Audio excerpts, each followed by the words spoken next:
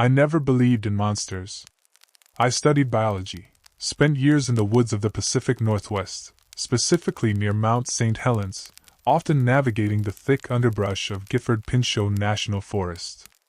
I went to the woods to find solace, not to confront nightmares. That was before I ran into a reality I still can't comprehend. It was just after dawn on June 3, 2022, when my life turned upside down. I'd pulled off the road to a small overlook near Swift Reservoir, a picturesque spot that drew in weary travelers like me. Feeling restless, I decided to stretch my legs. As I wandered off the beaten path, the alluring silence of the forest was broken only by the occasional rustle of leaves. Suddenly, an unsettling stillness settled over the area. The birds that normally sang their morning songs had fallen silent. An instinctual tremor rippled through my body, but I brushed it off, convincing myself it was all in my head. I walked deeper into the thicket, my sneakers crunching softly on the fallen twigs. Then I saw it. A guttural growl echoed through the trees that chilled me to my core. I froze. A massive figure emerged from the underbrush. It was easily over 8 feet tall, covered in dark, matted fur that glistened slightly in the dappled sunlight. Its face was a blend of human and ape-like features, deep-set eyes, a wide nose, and an enormous jaw lined with gleaming teeth. It seemed almost sentient, analyzing me as I stood paralyzed. I'll never forget its eyes, amber and unyielding. There was something intelligent in them, but also an ancient, primordial rage. They dragged me into another realm entirely, one where fear and confusion intertwined in a suffocating embrace. Each ragged breath I took seemed to echo in the void between us. As it shifted slightly, I could see the long arms hanging near its knees.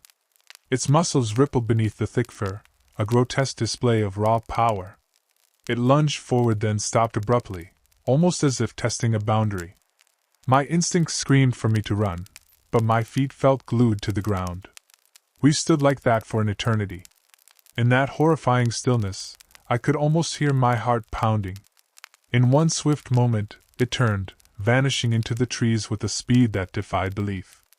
The forest erupted back into sound, the birds returning as if nothing had happened, leaving me gasping in disbelief. I stumbled back to my car, not daring to look back. Panic gripped me. How was it possible? I thought of all the tales I had dismissed as folklore. I rushed home, the encounter looping through my mind like a haunting melody. Days turned into weeks, yet the image of that beast lingered, festering in the back of my mind. I took photos of the site, the ground where it had stood, tree markings I now recognized as outlines of something heavy leaning against them. Even a hair I found snagged on a branch, coiled in its wiry fibers. I couldn't shake the sensation of being watched since then.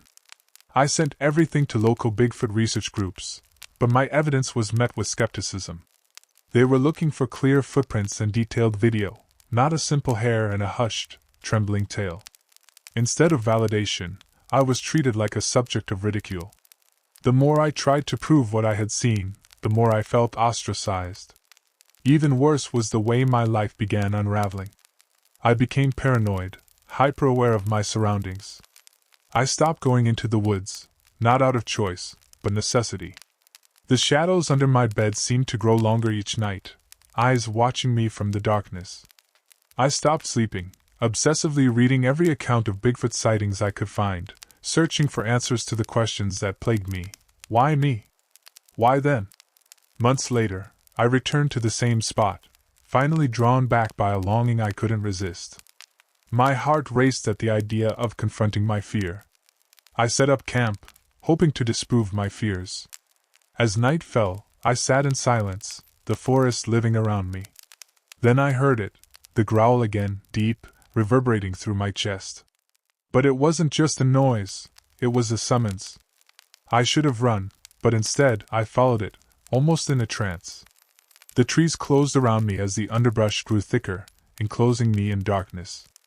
And then, in a clearing illuminated only by moonlight, I found something, a crude arrangement of stones, eerily similar to a shrine. Scattered around were remnants of other hikers' belongings, torn clothes, broken cameras, all seeming to tell a silent story of vanished travelers. An overwhelming dread crashed over me, a realization dawning that those eyes could be more than passive observers. They felt like they had claimed something from each one, hikers who dared to stumble too close. More unsettling was a familiar scent that wafted through the air, a mix of earth and musk, that sent my mind spiraling back to that initial encounter. I turned to leave, my breath escaping me, but the forest seemed to shift, trees closing in as if to trap me. The growl came again, not coming from one side, but all around me. I sprinted, branches clawing at my skin. I couldn't look back or slow down. I heard something following me, not directly, but moving alongside, stalking. I reached my car, fumbling with the keys, hands slick with sweat.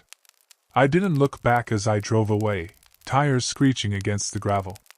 Now I sleep poorly, plagued by dreams filled with amber eyes and primal growls. I often turn my gaze toward the shadows creeping at my windows, and the forest now looms ominously, a constant reminder. I document everything in this journal, convinced that my mind is unraveling rather than the world itself. I can't shake the feeling of something unresolved, an unwritten chapter. What if it's waiting for me again? What if I'm not done? There's something I can never prove, an encounter that defies logic.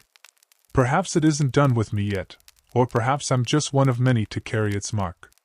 The truth, I fear, might be worse than I ever imagined.